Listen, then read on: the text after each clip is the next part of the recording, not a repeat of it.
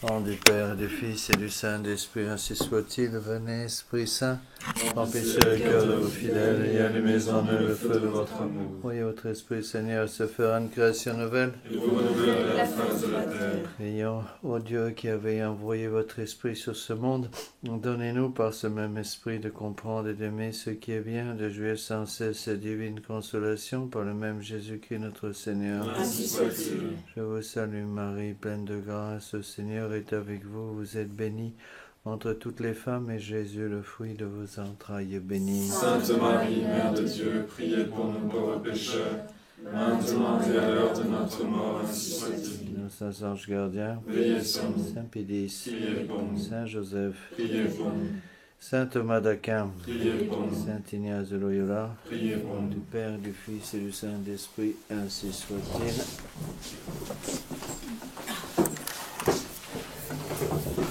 Vous avez tous votre feuille, il y en a qui n'ont pas leur feuille là.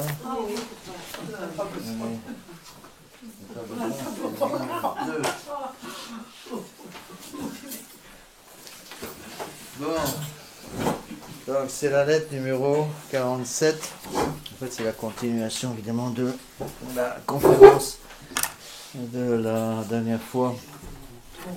Bon, c'est une première conférence en fait sur le rôle des épouses. Il y en a 2 ou 3 que j'ai préparé, je vous donnerai petit à petit. Il faut revenir tout le temps à l'enseignement de l'Église. Je vous avais dit la dernière fois que pour arriver à comprendre l'enjeu du combat, je dirais il faut revenir tout le temps aux fausses promesses du démon. Il faut bien comprendre que la révolution qui suit le travail du démon renouvelle ses fausses promesses à longueur de journée. Tant qu'on n'a pas compris le caractère, je dirais, surnaturel et mauvais de la révolution, on n'arrive pas à lutter contre la révolution. C'est pour ça qu'on ne peut pas lutter contre la révolution avec des moyens naturels. Ou plus exactement, la lutte contre la révolution avec des moyens naturels est absolument insuffisante. Il faut rajouter les moyens surnaturels.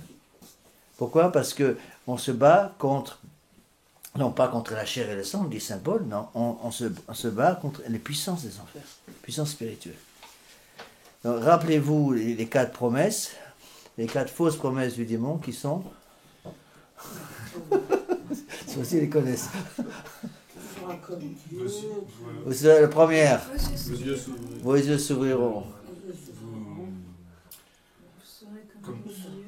Ça, c'est la conséquence. Vous ne mourrez pas. Hein? Vous serez comme des dieux et en conséquence, la finale, vous déciderez ce qui est bien et ce qui est mal. Donc, liberté de conscience. Hein? Donc, n'oubliez jamais ça, c'est que la liberté de conscience, dont on nous rabâche les oreilles en longueur de journée, surtout dans l'église de Vatican II, la liberté de conscience, c'est le dernier dernier mensonge du démon. Alors, ce qu'il faut bien aussi comprendre, c'est les 2 conséquences du péché originel pour l'homme et pour la femme qui sont différentes. Donc, pour l'homme, on a déjà vu tout ça, à savoir, tu travailleras à la sueur de ton front. Et n'oubliez pas que pour les femmes, donc il y en a 2. Mais pas simplement, contrairement à ce que beaucoup de gens croient, c'est toujours la même chose. En général, pas toujours, mais quand je pose la question aux dames, quelles sont les conséquences du péché originel pour vous ? Elles répondent toujours la même chose. Ce qui est vrai, elles disent toujours, mon père, c'est, monsieur l'abbé, c'est d'enfanter dans la douleur. Et puis je rajoute, et, elles regardent les yeux ronds, dans un petit air innocent, comme s'il n'y avait rien d'autre.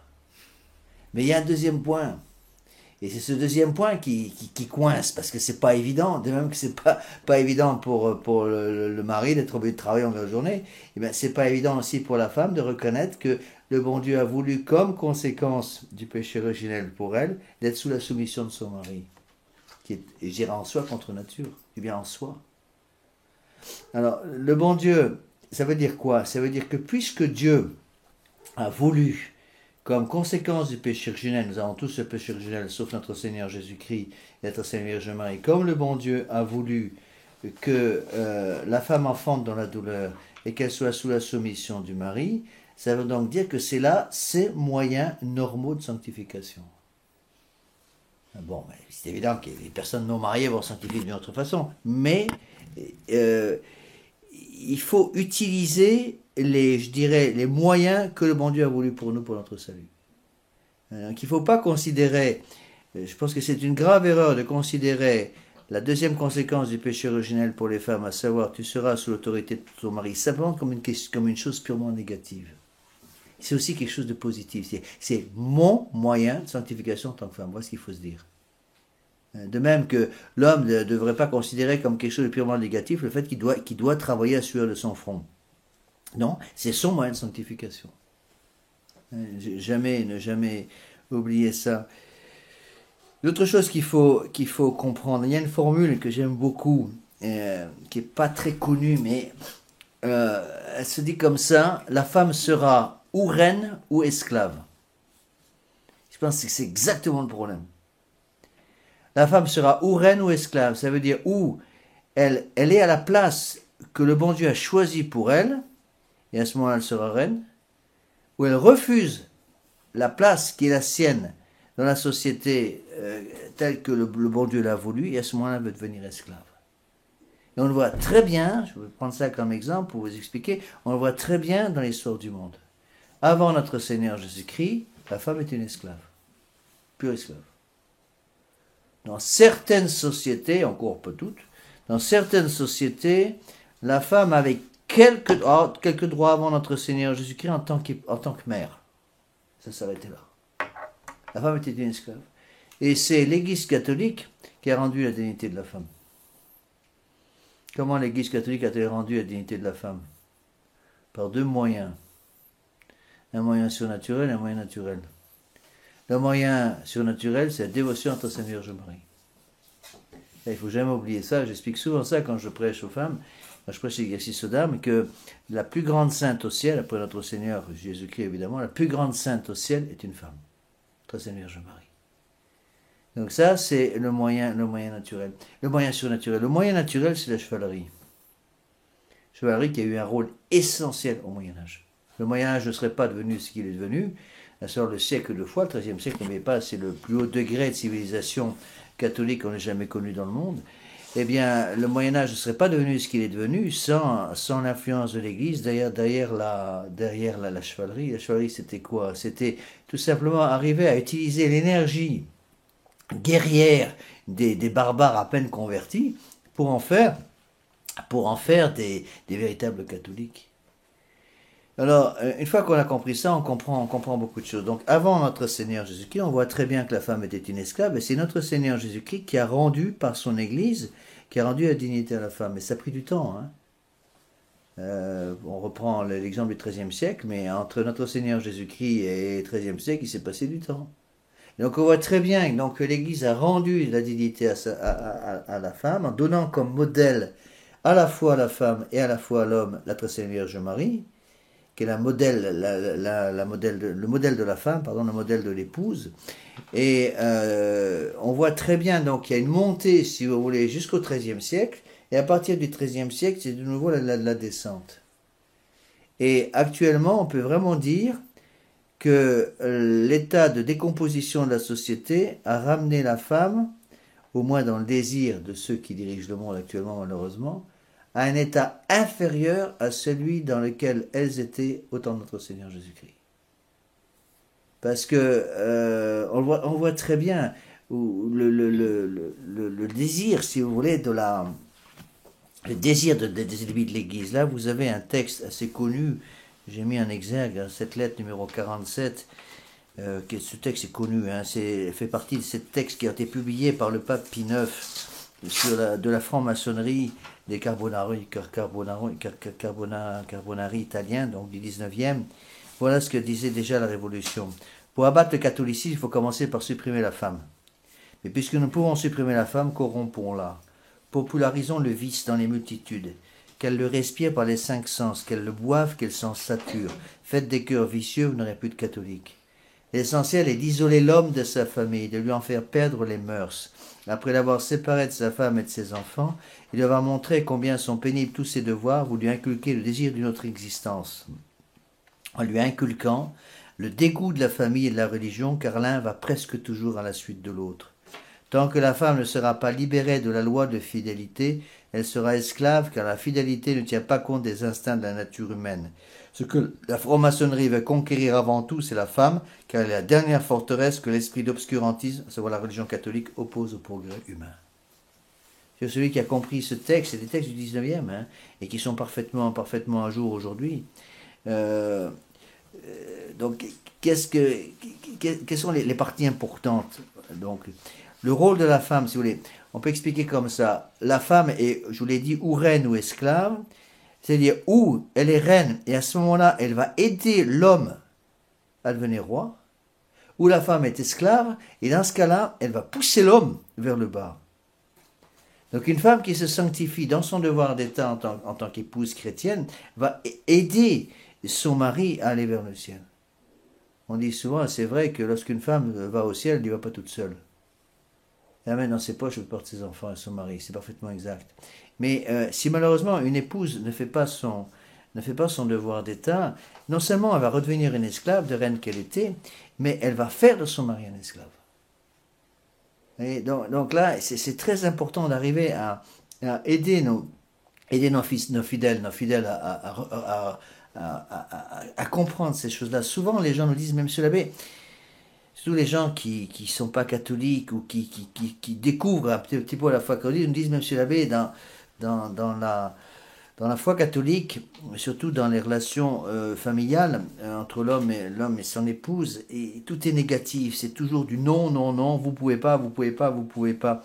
Mais en fait, ils n'ont pas compris que, en fait, l'Église catholique a rendu ses lettres de noblesse à la famille. L'Église catholique a rendu, par la dévotion à la Sainte Vierge Marie, a rendu aussi ses lettres de noblesse tout simplement à la femme. Et la femme, en étant là où le bon Dieu la veut comme reine du foyer, la femme va reprendre sa véritable noblesse. Et on le voit tout à fait dans le monde moderne. Si dans les familles du monde moderne, il y a cette instabilité, il n'y a même plus de famille, dans les unions dans le monde moderne, il n'y a plus de famille du tout, cette instabilité entraîne une espèce de tristesse invraisemblable. N'oubliez pas que la stabilité entraîne la paix. La stabilité, c'est quoi? La stabilité, c'est tout simplement le don de sagesse qui règne dans les familles. La stabilité, c'est ça. Et le don de sagesse, va avoir comme première conséquence les fruits du Saint-Esprit. Les deux premiers fruits du Saint-Esprit, c'est quoi? C'est la paix et la joie. Et donc, on retrouve dans ces familles catholiques la paix et la joie qui est absolument fondamentale. Plusieurs fois, j'ai eu ces réflexions, ça m'a beaucoup frappé, de gens qui venaient de milieux non catholiques ou qui venaient de milieux dans lesquels la foi catholique n'était pas pratiquée, et qui découvraient des véritables familles catholiques. Eh bien, il nous disait, après, plusieurs fois, j'ai eu ces réflexions, on disait même, Monsieur l'abbé, on ne sait pas que ça peut encore exister. Et la première chose qui frappe, c'est la joie.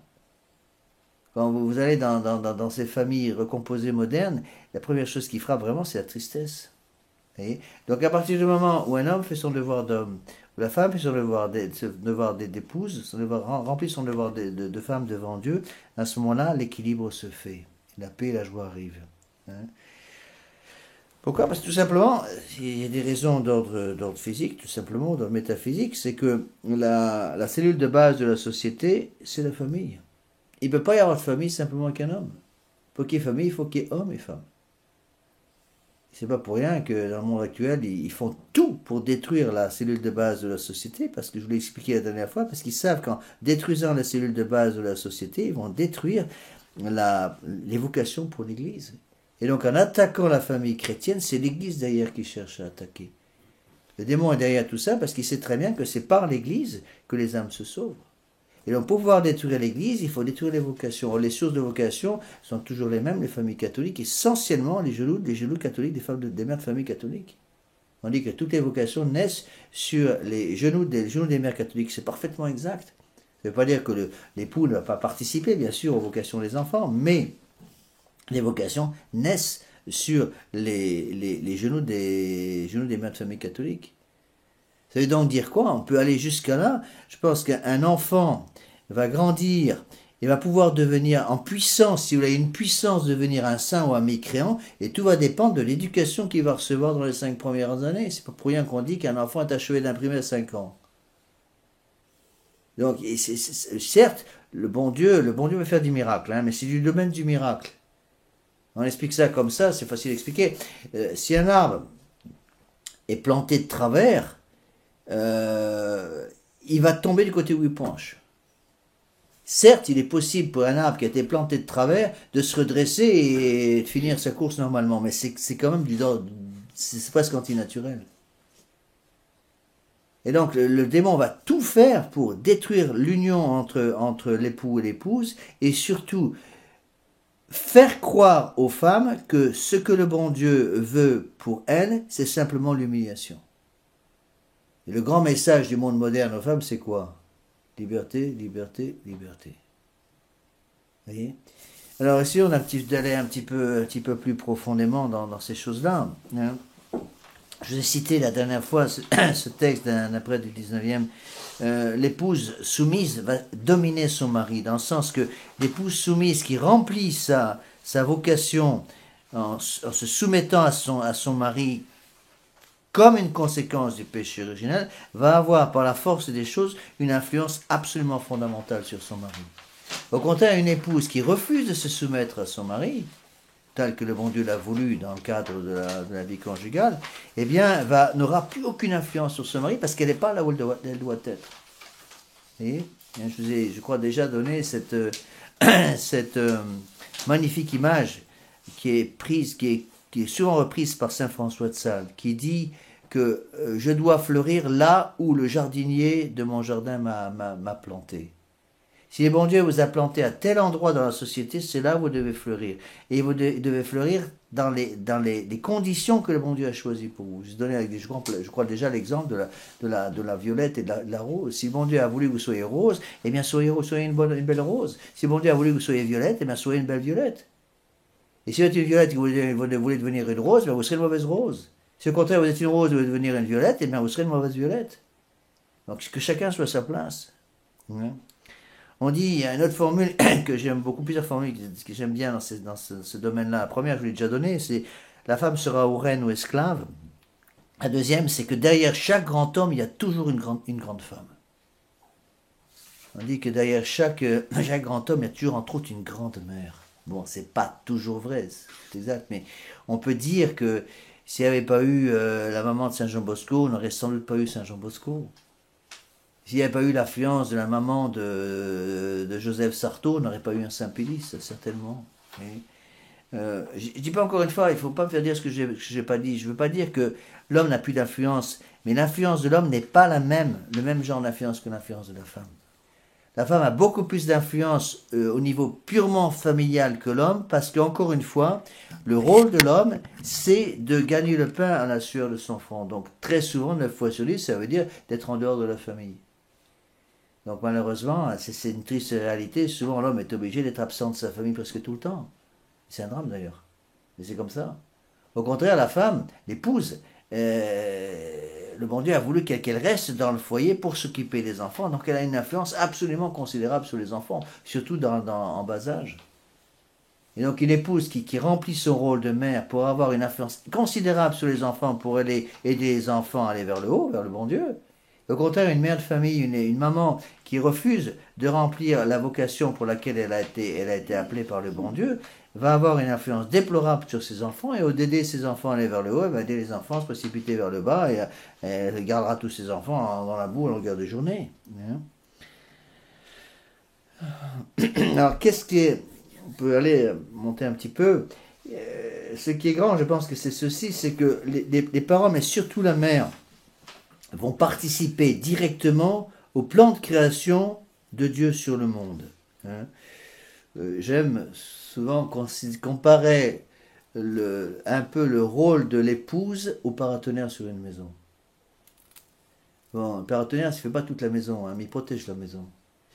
Et bien, il y a un rôle de paratonnerre spirituel sur la maison de la femme.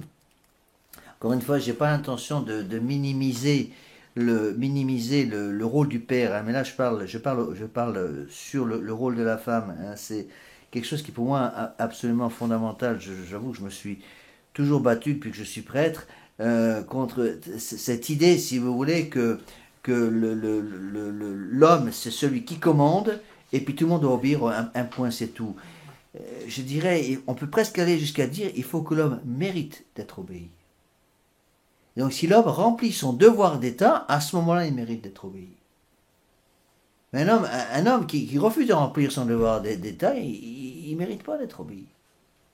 Il va être obéi uniquement par crainte. À ce moment, il manque l'essentiel. Bon, mais le point qui me semble très important, c'est que ce n'est pas simplement l'homme qui mène toute la famille et tout le monde est au 400 coups pour obéir à l'homme. Je dis souvent comme ça, l'homme est le roi de la famille, mais quand il y a un roi, il faut qu'il y ait une reine. Un roi sans reine, c'est quelque chose qui manque. Et à mon avis, on a beaucoup trop insisté sur le milieu de la tradition, sur le rôle de l'homme comme roi. On oublie de dire que la femme a un rôle essentiel comme reine. Et pour que l'homme soit roi, il faut qu'il y ait une reine. Et quand la reine n'est pas là, eh bien, l'homme ne pourra pas être roi, parce qu'un roi sans reine, c'est pas un véritable roi, il manque quelque chose. Vous voyez ? Donc il faut préparer un petit peu nos fidèles, et surtout les parents, à ce rôle-là. Il y a donc la grande règle, c'est vous ne pouvez pas donner ce que vous n'avez pas.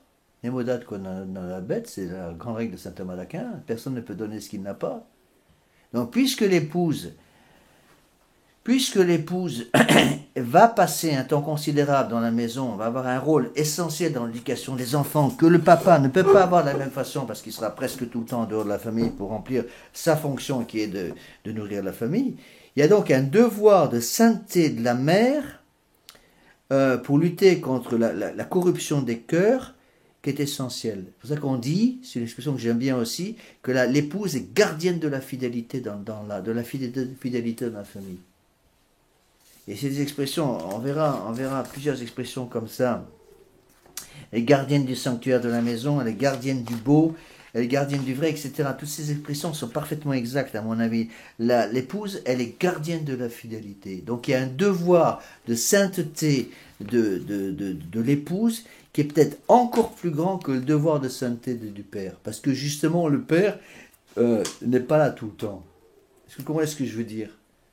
Parce que c'est important de comprendre ces choses-là. Par la force des choses, c'est la maman qui est à la maison. Dans la mesure où c'est possible, c'est pas toujours possible. Il y a des cas, malheureusement, l'épouse est obligée de travailler pour une raison ou pour une autre, travailler à l'extérieur. Mais ce que je voudrais expliquer, c'est que comme l'homme, lui, passe, la plupart, j'ai vu des tas de cas, vous connaissez ces choses bien mieux que moi, j'ai vu plusieurs fois les mamans, quand on prêche pour les hommes, par exemple, ils disent, monsieur l'abbé, moi je suis parti de 6h du matin à 10h30 du soir. Et ce qu'ils me disent, je pars le matin, il est 6h, 6h30, hein, j'ai 1h30 d'embouteillage, et je rentre, il est 9h30, 10h, 10h30 le soir, sous les cadres. Il me dit, le samedi, je suis complètement crevé, je dors toute la journée, donc pratiquement je ne peux rien faire. Dimanche à la messe, j'ai plus que dimanche après-midi pour m'occuper de la famille. Les enfants ne me voient jamais, mais je suis obligé de passer pratiquement toute la journée le samedi à dormir, sinon je tiens plus, je peux plus remplir mon devoir d'État. Et il me dit, si je ne fais pas ça, je suis plus assez compétitif dans la semaine au niveau professionnel et je perds mon boulot.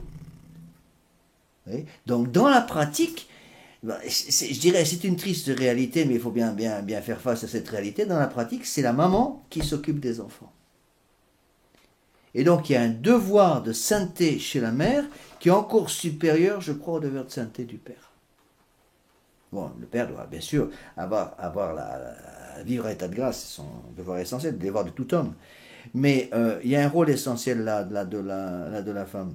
Donc on peut dire qu'à cause de ça, comme elle est gardienne de la vertu de fidélité dans la famille, c'est la femme qui est la gardienne de la foi et du sanctuaire et qui devient par la force des choses l'âme du foyer. La femme est l'âme du foyer.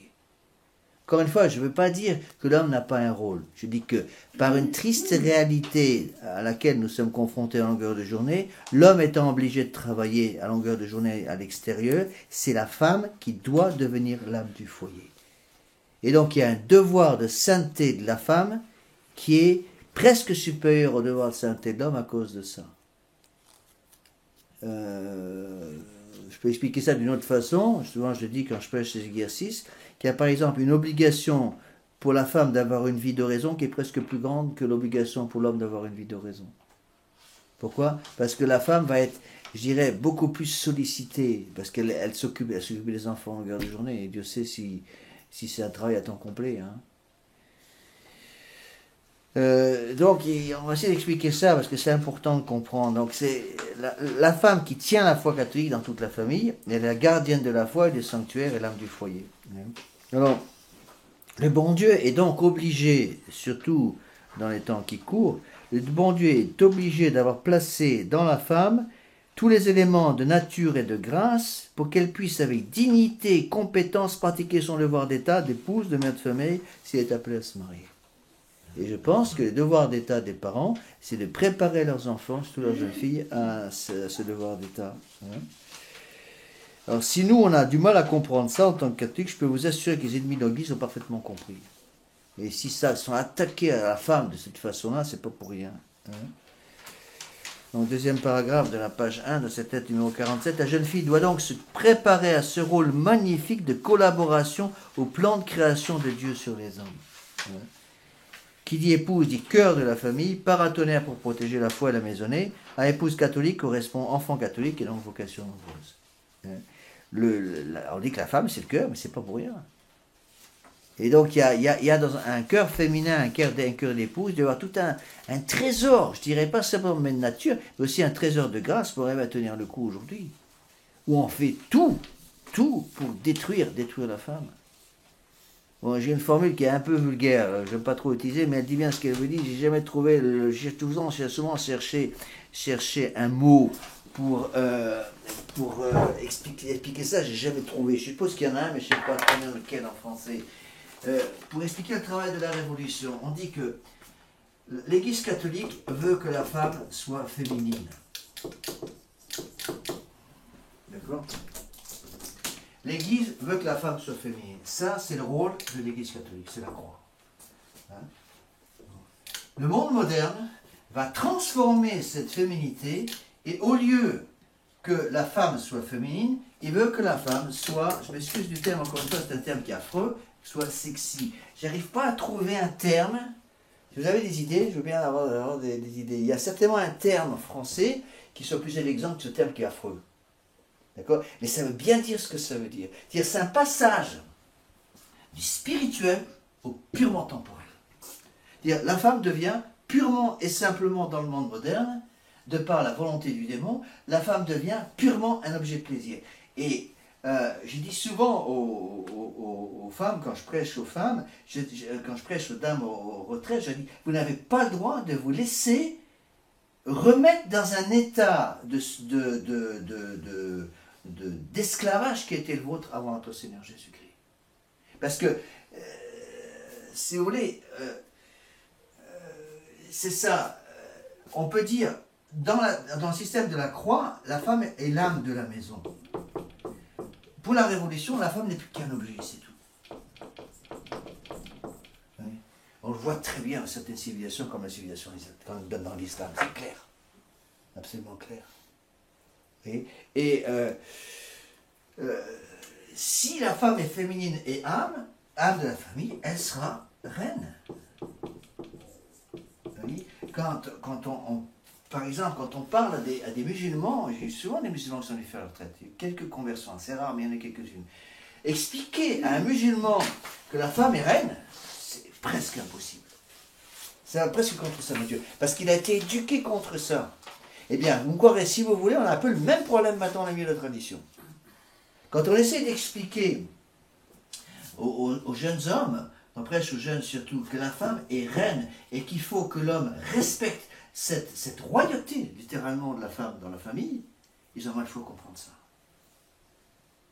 Parce qu'il y a cette espèce d'orgueil moderne qui va mépriser la femme. Et toute la civilisation catholique n'a eu de cesse, si vous voulez, de remettre la femme sur son piédestal.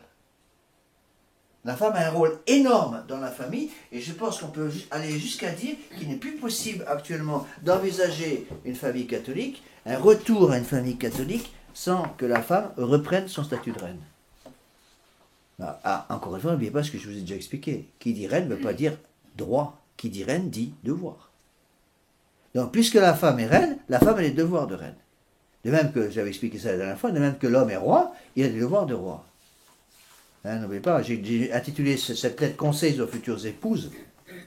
En fait, j'ai repris un texte dont je vous parlerai après, qui a été écrite par Marie-Pierre Mottet, que j'ai trouvé dans une lettre de la Péraudière il y a longtemps. J'ai repris son titre. Mais j'aurais pu intituler cette lettre du devoir des épouses, de même que j'avais intitulé l'autre lettre du devoir des époux. Vous voyez.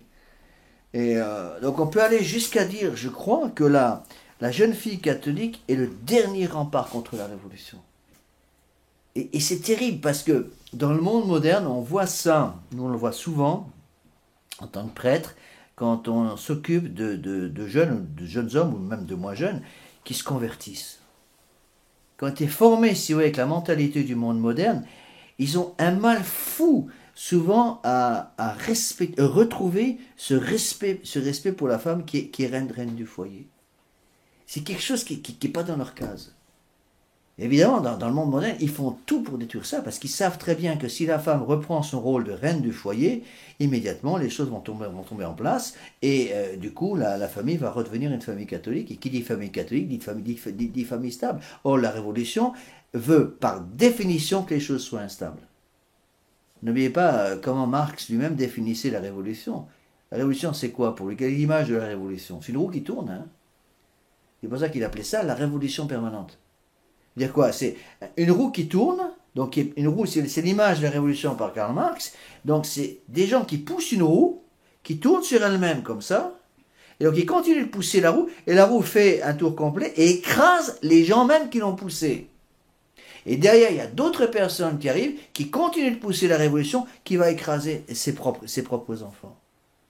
L'exemple typique, c'est la Révolution française. Prenez quelqu'un comme Robespierre. Il a fait passer je ne sais pas combien de milliers de personnes à la guillotine, mais il est passé lui-même. Hein. Et en général, la révolution est comme ça. Et donc, puisque la révolution est par essence même antichrétienne, la contre-révolution doit être par essence même chrétienne. Donc une contre-révolution qui n'est pas chrétienne, c'est pour moi une gigantesque fumisterie. Hein. Donc, on peut vraiment aller jusqu'à dire que tout l'avenir de l'Église repose sur les genoux de la jeune fille. Hein. Je vous assure que quand les parents ont compris ces choses-là, il y a beaucoup de choses qui peuvent changer. Hein. Page 2. Donc, ceci pour amener un autre point qui est très important, la responsabilité surtout des mères de famille pour faire, surtout avec leurs jeunes filles, l'apprentissage de leur rôle de mère de famille catholique. Sous la houlette de la maman. Avant, il y avait beaucoup, sous la houlette aussi de la grand-mère. Les grands-parents ont un rôle énorme là-dedans. Parce que on voit très bien dans le monde moderne où ils cherchent systématiquement à couper les grands-parents des familles. Les grands-parents sont tout de suite mis dans les maisons comme le foster home, comme on dit ça, les maisons de retraite, oui c'est ça, maisons de retraite pour personnes âgées pour les couper des familles. Et j'ai vu des cas, par exemple, où il y a parfois 2-3 générations qui vivent un peu l'un à côté de l'autre. Bon, ça peut dire qu'ils vivent l'un... Il faut des séparations de générations d'une certaine façon. C'est-à-dire que les grands-mères ont un rôle de grand-mère. Ça ne veut pas dire qu'elles doivent contrôler la famille, c'est pas du tout ça. Mais elles ont un rôle propre de grand-mère. Et à partir du moment où le monde moderne va empêcher ce rôle des grand-mères, quelque chose qui manque. Et le rôle de grand-mère, ou des grands-pères, c'est pas simplement de garder les petits-enfants. Le rôle de la grand-mère, dans l'esprit de la société normalement constituée, c'est faire passer la tradition. Les traditions qui passent par les grands-parents, justement. Donc, pour le métier le plus beau du monde, ou le plus beau, ou un des plus beaux du monde, aussi, qui est en même temps le métier le plus difficile. Un métier de mère de famille, bon courage, hein, vous le savez, que c'est mieux que moi, les mamans qui m'écoutent, là, les futures mamans, vous savez très bien à quel point c'est difficile. Il faut une période d'apprentissage. Et le rôle de la maman, c'est d'apprendre, surtout à ces jeunes filles, de préparer ces jeunes filles à leur rôle futur. Et le drame, il est là. C'est que moi, j'ai vu ça en tant que prêtre très souvent. On arrive à avoir des jeunes garçons, des jeunes hommes plutôt, qui arrivent à 25 ans, par exemple, qui se marient, qui n'ont jamais été préparés dans leur famille à leur rôle de chef de famille. On arrive à avoir des jeunes filles qui arrivent à 25 ans, qui se marient légitimement, qui n'ont jamais été préparés dans leur famille à prendre en main leur rôle d'épouse et de mère. Elles n'ont aucune idée de ce qu'est leur fonction. Pourquoi? Parce qu'on leur a complètement lavé le cerveau avec cette idée qu'elle devait être égale à l'homme, et donc il fallait qu'elle travaille, qu'elle parte dans le monde pour travailler et rejoindre la force du travail, et que leur idée de mère de famille, c'est une espèce d'idée complètement négative pour elle. Vous voyez? Et ça explique des catastrophes au niveau des familles. Et donc que chacun reprenne son travail. Ça ne veut pas dire, encore une fois, je ne dis pas ça parce que je veux humilier la femme, pas du tout. Au contraire, la femme sera grande dans la mesure où elle remplit son devoir d'état voulu par le bon Dieu. Il y a un texte, une autre lettre qu'un jour j'expliquerai, un texte qui est assez extraordinaire, qui avait été écrit il y a des années par Monseigneur Williamson. Ça s'appelait Jeune fille à l'université, qui est excellent. Bon, il y a certaines précisions qu'il fallait rajouter, que j'ai rajoutées sur la lettre, on étudiera après, mais qui montrent justement très bien que la Révolution a voulu tirer les jeunes filles vers l'université pour détruire la famille. Encore une fois, je ne dis pas qu'il est mauvais pour une jeune fille faire des études universitaires, c'est pas ce que je dis. Je dis qu'une jeune fille qui ne se marie pas, par exemple, pour une raison ou pour une autre, peut faire des études, si le bon Dieu lui a donné une substance grise qu'elle utilise, très bien. Mais ce que je veux dire, c'est qu'il faut comprendre qu'en face de nous, on a des gens qui veulent détruire l'Église. Bon, pour détruire l'Église, il faut qu'ils détruisent la famille. Et pour détruire la famille, il faut qu'ils détruisent le rôle de la femme dans la famille. C'est comme ça. Alors, j'ai utilisé donc dans cette lettre, c'est un résumé en fait d'un excellent article que j'avais trouvé il y a longtemps, des années, qui a été paru dans le bulletin des anciens élèves de l'école de la Pérodère, par une Marie-Pierre Mottet, je crois bien que c'était une courtiale, son nom de jeune fille. Voilà ce qu'elle disait, donc j'ai rajouté quelques notes personnelles, mais c'est surtout d'elle tout ça, c'est très beau.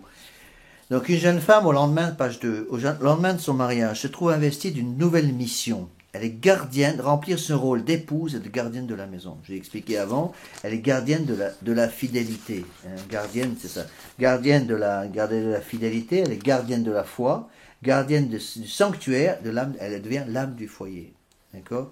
Elle devra donc, bien sûr, s'occuper de la formation de l'âme des enfants. On peut dire qu'elle est gardienne du sanctuaire. C'est vraiment ça. La famille chrétienne, dans l'esprit de l'Église catholique, est un sanctuaire. Donc la gardienne de ce sanctuaire, c'est la maman. Donc, il faut distinguer, je dirais, le chef de ce sanctuaire, c'est l'homme. La gardienne du sanctuaire, c'est la femme. Mais comme le chef du sanctuaire, l'homme, le roi, n'est pas, de par la force des choses, malheureusement, la plupart du temps, n'est pas dans la famille, à cause de son travail à l'extérieur, il faut que la maman garde le sanctuaire. Si vous voulez, elle a un rôle de...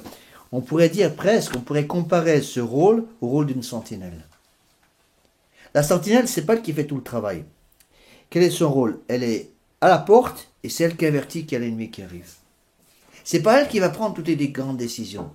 La sentinelle est à la porte, elle est sur le mur d'enceinte de la maison qu'elle protège, du château qu'elle protège, et elle doit surtout pas dormir. Elle fait le chemin de ronde et elle surveille. C'est pas elle qui prend les décisions.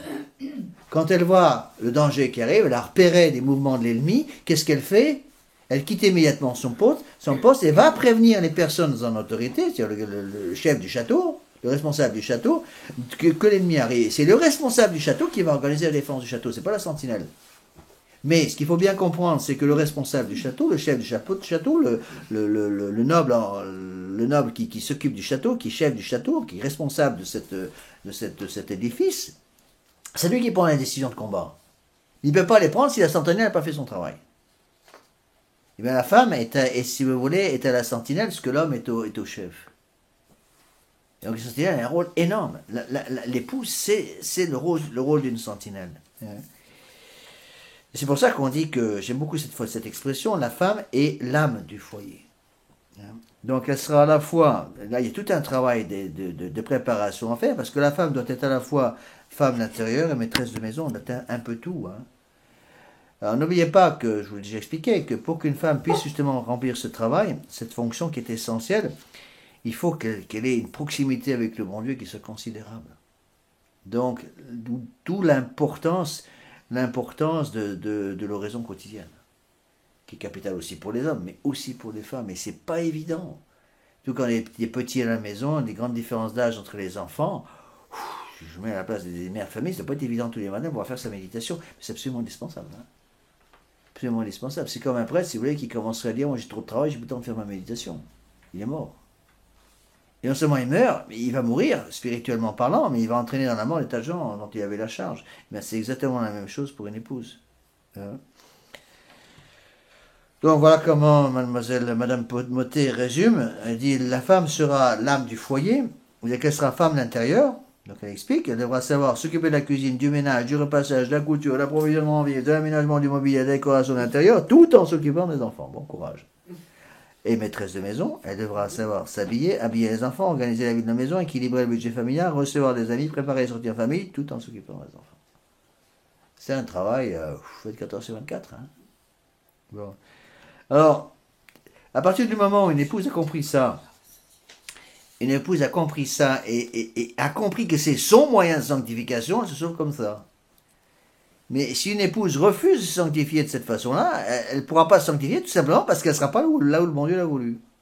Et si vous voulez que les épouses, dans la pratique, puissent se sanctifier comme ça, eh bien, il faut les préparer. Il faut préparer les jeunes, préparer la jeunesse. Il faut préparer les jeunes garçons dans les familles à ce qu'ils soient des bons chefs de famille, et préparer les jeunes filles pour qu'elles deviennent, si c'est la volonté du bon Dieu pour elles de se marier, qu'elles deviennent des bonnes épouses, des bonnes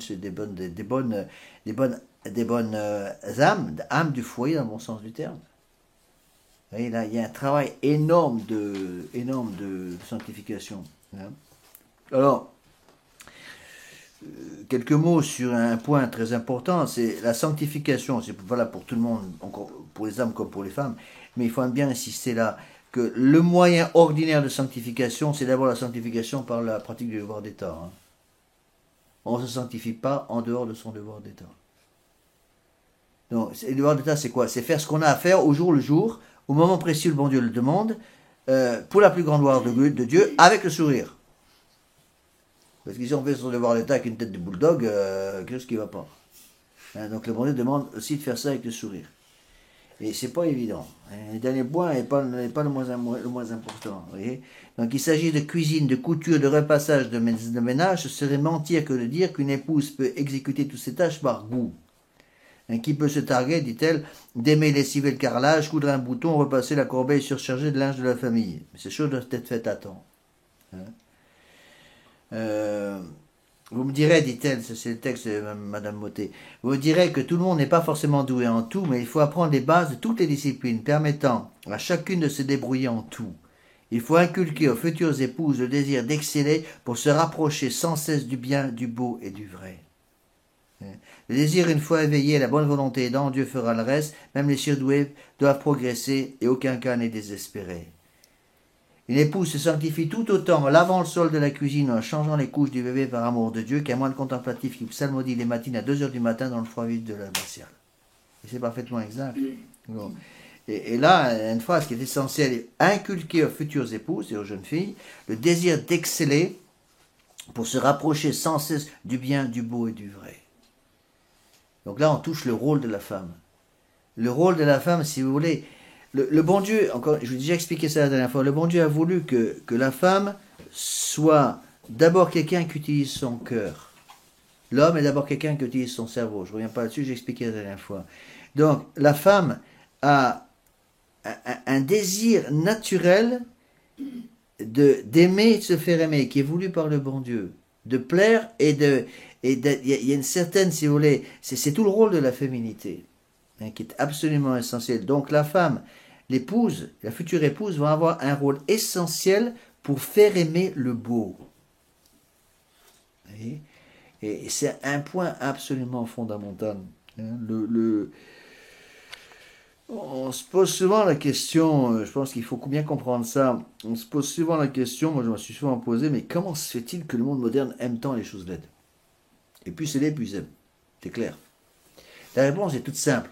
C'est qu'il y a un don du Saint-Esprit qui a été prévu par le bon Dieu pour faire aimer le beau. C'est lequel? De la sagesse. Le don de sagesse a un des buts, on verra ça plus tard, il y a tas de choses à dire sur le don du Saint-Esprit, c'est pas le but, le but du cours, mais le but de ce cours-là, la sagesse va donner l'amour du beau. Et la sagesse n'est accessible que par quelqu'un qui est en état de grâce, la sagesse surnaturelle. N'oubliez pas, ça c'est capital à comprendre, que les dons du Saint-Esprit, ce qu'on appelle la couronne de la charité. Donc, première condition pour pouvoir utiliser les dons du Saint-Esprit, c'est d'avoir la charité. La charité, c'est quoi? C'est l'état de grâce, pareil. Donc, quelqu'un qui n'est pas en état de grâce n'a pas la charité. D'accord? S'il n'a pas la charité, il n'a pas les dons du Saint-Esprit. Donc, il n'a pas le don de sagesse, il est incapable d'aimer le beau.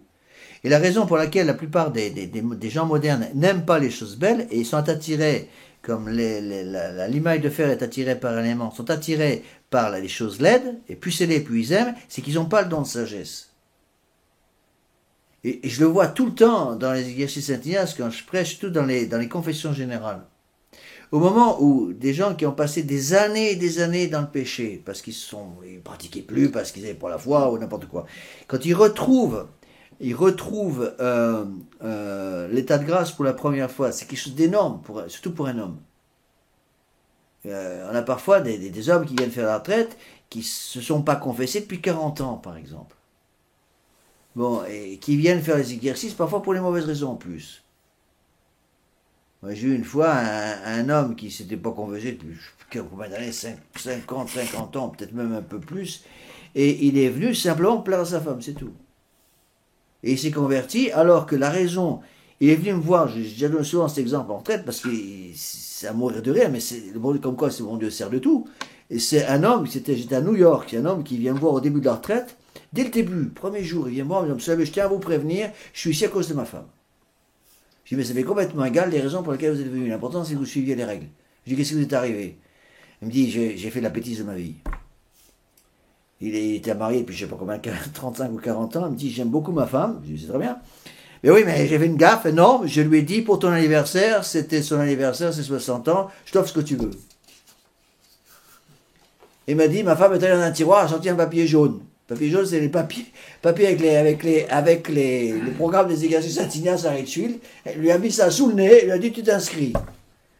Il m'a dit, je me suis mis à genoux. C'est ce qu'il m'a dit. Je me suis mis à genoux pour qu'elle change d'idée. Pour qu'elle change de condition. Elle m'a dit, t'as promis, t'as promis, t'as promis. Et bien, il m'a dit, monsieur l'abbé, c'est l'unique raison pour laquelle je suis venu. Eh bien, ce gars-là, c'était absolument hilarant parce que on voyait le travail de la grâce, le travail de la nature, c'était absolument roulant. Et il a fini par faire sa confession générale. Et à la fin de la retraite, il est venu me voir et il m'a dit, mais finalement, je suis content que ma femme m'ait obligé à venir faire la retraite. Eh bien, on voit lorsque des hommes comme ça retrouvent l'état de grâce, après 30 ou 40 ans dans le péché, ils retrouvent le sens du beau. Et je peux dire, au niveau éducatif, c'est un signe, surtout pour les adolescents, pour les parents, c'est très très important. Quand vous voyez votre adolescent qui commence à être attiré par les choses laides, vous pouvez être sûr qu'il y a un problème au niveau de la confession. Ça, c'est radical. Quand vous voyez que ce soit pour les garçons et les filles d'ailleurs, c'est à des âges un peu différents, mais c'est toujours le même truc. Quand vous voyez un jeune homme ou une jeune fille dans une bonne famille catholique qui commence à être attiré par les choses laides, par la musique laide, par l'art moderne, par la façon moderne de s'habiller, il y a un problème au niveau de la confession. 9 fois sur 10, surtout chez les hommes. Ça veut dire qu'en général, le jeune homme a arrêté de se confesser. Alors c'est très difficile à régler parce que là, vous rentrez dans un jardin qu'on appelle le jardin secret. Hein. C'est-à-dire, il y a un domaine dans lequel vous pouvez suggérer, mais vous ne pouvez pas obliger. Hein? Même le prêtre ne peut pas y rentrer si vous ne lui ouvrez pas la porte. C'est le drame. Donc, je ne peux même pas parler, il ne faut pas oublier que le secret de la confession va jusqu'à là. Je ne peux pas parler avec quelqu'un qui vient me voir dans mon bureau, et je suis seul avec cette personne, je ne peux pas lui parler de ses confessions sans sa permission. Même si je suis seul avec lui. Il faut que la personne m'ouvre la porte. Ou qu'elle m'en parle elle-même, ou dans certains cas que je demande, je dis, excusez-moi, je voudrais vous parler d'un point de confession. Est-ce que vous me donnez l'autorisation avec vous, ici dans mon bureau, de parler de vos confessions? Si la personne me dit oui, je peux en parler. Si elle me dit non, je peux dire un mot. Vous voyez? Donc, attention à ça. Alors, pour revenir à notre point, là, il y a donc un rôle essentiel de la femme d'utiliser ce don de sagesse pour faire aimer le beau dans la famille. Et on verra après la raison de cela, c'est que le monde moderne est un monde laid. Et donc, un des rôles de la famille, de la femme, de l'épouse, c'est de s'arranger par tous les moyens pour que son mari aime rentrer chez lui. Et donc, il faut que l'épouse comprenne la nécessité de transformer la maison en un havre de paix pour que l'homme aime rentrer chez lui immédiatement sorti du travail. C'est terrible, moi j'ai rencontré ça souvent en tant que prêtre, de voir des hommes qui me disent, monsieur l'abbé, je quitte le travail à 6 heures du soir, et je me dis qu'il va falloir que je rentre à la maison. Quel déveine. Ils n'ont qu'une envie, c'est pas rentrer. Ils n'ont qu'une envie, c'est pas rentrer, parce qu'ils disent, monsieur l'abbé, je rentre à la maison, c'est des cris, des hurlements à longueur de journée, j'ai déjà ça à longueur de temps au travail, tous les problèmes professionnels, je rentre à la maison, c'est encore pire à la maison. Ils n'ont plus envie de rentrer. Donc un des rôles de l'épouse, ça sera de faire rentrer, d'aider l'homme à aimer rentrer à la maison immédiatement après son travail. Et souvent, si un homme ne rentre pas de son travail immédiatement à la maison après son travail, je ne dis pas tout le temps, mais souvent, c'est peut-être aussi parce que l'épouse remplit pas sa fonction et est parfois en partie responsable du fait que l'homme n'aime pas rentrer chez lui. Vous voyez ? Donc, une de ses fonctions, c'est d'apprendre, si vous voulez, d'être la gardienne du beau dans la maison. Et ça, c'est le don de sagesse. Vous voyez ? Il faut inculquer aux futures épouses le désir d'exceller pour se rapprocher sans cesse du bien, du beau et du vrai. Pourquoi ? Parce qu'il y a le bon Dieu a voulu ça comme ça. Il a voulu que la femme travaille d'abord avec son cœur. Et donc, comme le beau, pour ça, le beau est atteignable aussi de façon intellectuelle, mais il y a une certaine beauté, celui qui passe aussi par l'essence. Donc la femme a un rôle essentiel là-dedans. Alors, Madame Mottet, elle prend toute une série d'exemples très pratiques, mais qui sont, à mon avis, extrêmement importants. Vous voyez, et c'est des choses dont on ne parle pas assez. Dans la première partie de cette conférence, c'était très, je dirais, un peu intellectuel. La deuxième partie sera plus pratique. Vous voyez, mais il faut pas oublier qu'on est corps et âme. Hein. Là, elle cite une formule qui est fréquente, qui est connue. Le chemin du cœur de l'homme passe souvent par son estomac. Pas pour dire, passe toujours par son estomac. Vous voyez. Et je me rappelle, j'ai souvent entendu ça, c'est des plaintes d'hommes jeunes qui viennent de se marier et qui ont épousé des jeunes filles qui ont été formées par leurs époux, par leur maman. Au lieu d'être formées comme futures mères de famille, elles ont été formées à devenir des universitaires. Et donc, ils ont l'esprit qui consiste à être dans le monde et devenir une femme du monde, quoi. Et ces femmes qui ont été formées comme ça, qui ont été déformées plus exactement par leur maman, eh bien, elles considèrent toutes les fonctions domestiques comme humiliantes. Et c'est terrible pour ces hommes, parce qu'ils nous disent, monsieur l'abbé, je sens très bien que moi, je suis obligé de me sanctifier en faisant mon devoir d'État, à savoir gagner l'argent pour la famille, et de ce, c'est pas évident par les temps qui courent, mais mon épouse refuse de se sanctifier, elle fait tout à contre-cœur. Et donc, il faut apprendre aux jeunes filles, futures épouses, hein, que la femme, le bon Dieu a voulu que la femme se sanctifie comme ça. Et là, il ne faut pas avoir peur de former les enfants. Je ne dis pas qu'il ne faut pas former intellectuellement les enfants, on en parlera après, c'est aussi important. Mais il y a une formation intellectuelle très importante à donner à une jeune fille. Mais je pense que la formation intellectuelle à donner à la jeune fille doit être surtout donnée à la famille, dans la famille. Entre autres, pour faire apprendre à la jeune fille à lire les bons ouvrages pour qu'elle se forme intellectuellement. C'est pas parce qu'une jeune fille reste à la maison qu'elle doit être toujours dans les casseroles et pas s'occuper de son intelligence. Donc il y a une formation intellectuelle qui est très importante. Mais il faut que les mamans n'aient pas peur d'aider leur jeune fille à se former dans leur futur rôle de mère de famille. Et pour revenir au point que j'essaie d'expliquer, beaucoup de jeunes maris me disent, monsieur l'abbé, c'est terrible parce qu'on se rend très bien compte que mon épouse a aucune envie de rendre la vie de famille facile par la présentation des repas, par la présentation d'une table, par la façon de faire la cuisine. On sent que pour elle, la cuisine, me disent-ils, c'est quelque chose de pénible, et donc en gros, on passe le minimum de temps là-dessus, quoi. Et là, attention, il y a quelque chose d'important. Voilà ce qu'elle dit. Il faut apprendre à cuisiner correctement, à présenter joliment les plats. Le chemin du cœur de l'homme passe souvent par son estomac. L'homme qui doit se contenter trop souvent pour son repas d'une simple boîte de conserve, ouverte au dernier moment, sera vite terriblement frustré. Oui. Il y a une chose qui m'a beaucoup frappé dans ces civilisations orientales. C'est absolument pas le cas en France. Mais je ne connais pas tous les pays d'Orient, mais je connais un certain nombre de l'Extrême-Orient, je parle de l'Extrême-Orient, où dans la mentalité japonaise, par exemple, dans la mentalité coréenne, surtout chez les Japonais, le plaisir de la table, c'est d'abord le plaisir des yeux. Donc, les jeunes filles sont formées pour savoir présenter les plats. Et en France, d'abord, on goûte le plat. Je dirais la présentation extérieure, bon, je dis pas que c'est pas important, mais en fait, c'est relativement du domaine secondaire. On met le nez sur la bonne odeur, et puis on goûte. Et puis si c'est bon, on félicite la mère de famille. Là-bas, pas du tout. Ils commencent par admirer la présentation extérieure. Donc les jeunes filles sont formées pour ça.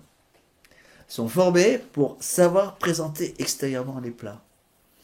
Et de même qu'elles sont de moins en moins maintenant, mais avant, même dans les familles chinoises, les familles japonaises, elles étaient formées par exemple dans l'art floral, qui est très important au Japon.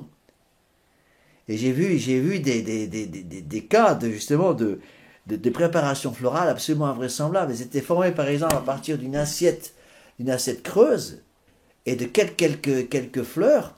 Elles arrivaient en mettant des rochers de coulade, des petits cailloux de coulade, à faire des compositions florales absolument incroyables. Et bien, elles faisaient la même chose avec la nourriture. Mais au lieu de vous présenter une salade, si vous voulez, une salade à manger, comme on ferait en France, elles vont présenter la salade avec toute une série de sculptures, si vous voulez, à partir des fruits et des légumes. J'ai jamais vu ça en France. Je ne sais pas si ça existe dans certaines familles. Mais par exemple, elles vont présenter, par exemple, elles avaient un art, par exemple, pour sculpter elles prenaient une peau de carotte. Elles arrivaient à sculpter de cette façon à faire une fleur avec la peau de carotte. Je ne sais pas comment elles faisaient. Et parce que, dans l'esprit japonais, l'art culinaire commence d'abord par le plaisir des yeux. L'art du beau, vous voyez. Et je crois que c'est important. D'où l'importance pour les mamans d'apprendre à leurs filles surtout à cuisiner. Donc, vous pouvez apprendre aussi aux garçons, c'est pas forcément inutile, hein, mais surtout aux jeunes filles. Ça c'est terrible. Moi j'ai rencontré ça plusieurs fois quand on prêche aux hommes, aux femmes, on se rend compte. Les jeunes filles, d'ailleurs parfois les jeunes femmes me disent, Monsieur l'abbé, j'ai jamais appris à faire la cuisine, c'est terrible. C'est terrible parce que je ne sais pas remplir ce devoir d'État. Je dis, écoutez, achetez un livre de cuisine. Hein. Achetez un livre de cuisine et formez-vous sérieusement. Vous verrez, c'est très important de garder votre mari. Si vous voulez que votre mari revienne et vraiment envie de revenir rapidement après le travail, ben vous avez intérêt à l'attirer. On attire justement entre autres par des choses comme ça. Bon, deuxième point qu'elle dit. Ça, c'est Madame Mottet. Hein. Je vise personne, c'est pour tout le monde. Il faut aussi apprendre à décorer le logis. Il faut préparer pour l'époux un refuge agréable, car il a sans doute dû tremper toute la journée dans la laideur du monde, tenue indécente des collègues féminins, bureau froid et impersonnel, sonnerie et bip incessant d'un téléphone, des portables, des ordinateurs, brouhaha d'un monde sans cesse en ébullition. Et donc, page 3. Le mari doit donc aimer rentrer chez lui, comme dans un havre de paix, afin de pouvoir se détendre et jouir pleinement du bonheur d'être en famille. Cela se fait aisément dans un cadre harmonieux où règne le beau. Donc, le rôle de l'épouse, de la future épouse, le rôle des mamans, exactement, dans ce cas-là, c'est de former leur jeune fille surtout pour qu'elle puisse justement faire régner le beau dans la famille. Il faut que le foyer familial soit un havre de beauté. Et il y a rien de pire, on le voit très bien dans le monde moderne. Vous savez, l'art moderne qui est rentré dans les familles, c'est pas pour rien. Hein. La froideur de l'art moderne, la laideur de l'art de l'âme de l'art moderne, ça existe pour une raison. Encore une fois, c'est pour détruire le beau. N'oubliez pas que, on dit que le beau est transcendantal, c'est vrai. Le beau, si vous voulez, c'est un peu des preuves de l'existence de Dieu. C'est-à-dire que saint Thomas dit, et en reprenant Aristote, ce qu'on appelle la preuve de l'existence de Dieu par les degrés d'être. C'est-à-dire quoi? Il y a différents degrés de beauté, de noblesse, de vérité, on peut dire. Et donc, en voyant les différents degrés de beauté, par exemple, qui peuvent exister dans le monde, là, on va monter sur ces différents degrés de beauté pour arriver à celui qui est la beauté par excellence, qui est la noblesse par excellence, qui est Dieu. Et donc, quelqu'un qui aime le beau va pouvoir remonter à celui qui est la cause même de la beauté, qui est la beauté personnalisée, c'est Dieu lui-même. Et donc, qu'est-ce que va faire la Révolution? La Révolution va travailler pour introduire la laideur dans le monde moderne. Pourquoi? Parce que de même que Dieu est la beauté incarnée, en quelque sorte, le démon est la laideur incarnée. Et donc, quand on aide les enfants à être entourés de choses belles, eh bien, ça va aider les enfants à vivre en état de grâce. Et ça, je l'ai vu, je ne sais pas combien de fois, avec des jeunes garçons, surtout, qui se convertissent aux exercices Saint-Ignace. Les jeunes garçons de 18, 20, 25 ans qui se convertissent aux exercices. Dieu merci, il y en a quand même pas mal qui se convertissent. Eh bien, ils viennent me voir à la dernière partie de la retraite, après les confessions, après le début de la méditation de la passion. Ils me disent, monsieur l'abbé, il faut maintenant parler un peu des résolutions. Ils viennent me voir, ils me disent souvent la même chose. Monsieur l'abbé, je sais que je dois changer certaines choses. Mais quoi? Et je leur dis, avant, vous suiviez le prince de la laideur. Maintenant, vous suivez le prince de la beauté. Il faut donc enlever les choses laides de votre maison et transformer les choses laides en choses belles. Et mettre à la place des choses belles. Si on enlève des choses, il faut les remplacer par autre chose. Vous comprenez? Et 9 fois sur 10, ça a commencé par la musique. Donc les jeunes comprennent, ils ont beaucoup de mal. Ils disent, monsieur l'abbé, je sais qu'il faut... Je dis, par quoi? Ils me demandent par quoi je dois commencer. Je dis, commencez par la musique. Commencez par la musique. Ça veut dire, vous allez enlever de votre chambre la musique moderne et la remplacer par autre chose. Et ils ont énormément de mal, mais ils y arrivent dans la mesure où ils restent en état de grâce. C'est-à-dire que, vous allez me dire, c'est un peu ridicule, mais ça n'est pas en fait. Un jeune qui a été habitué à écouter du rock and roll toute la journée, un tas de péchés mortels en longueur de journée, qui se convertit, eh bien, la grâce sanctifiante qui est en lui va l'aider à comprendre que le rock and roll, c'est la musique du diable, et qu'il faut qu'il remplace ça par autre chose. Et donc, il va falloir qu'il forme son intelligence pour commencer à aimer la musique classique, la belle musique. Et si on arrive à changer ça, on change tout. Et j'avais remarqué, par exemple, qu'on n'arrivait pas, j'arrivais pas en tout cas, à faire aimer la musique, la belle musique, à des jeunes qui vivent dans le péché mortel. Par contre, quand ils retrouvaient l'état de grâce après une bonne confession générale, c'était plus facile pour eux. Ils avaient toujours du mal, parce qu'il y a une formation qui n'a pas été faite. La formation du cœur, c'est aussi une formation d'ordre naturel. Hein. Apprendre aux jeunes à aimer les choses belles. Vous voyez? Et donc la beauté a un rôle essentiel au niveau de l'art. C'est pour ça que l'art est quelque chose d'absolument fondamental dans l'éducation. On ne peut pas éduquer des enfants dans le lait, c'est absolument impossible.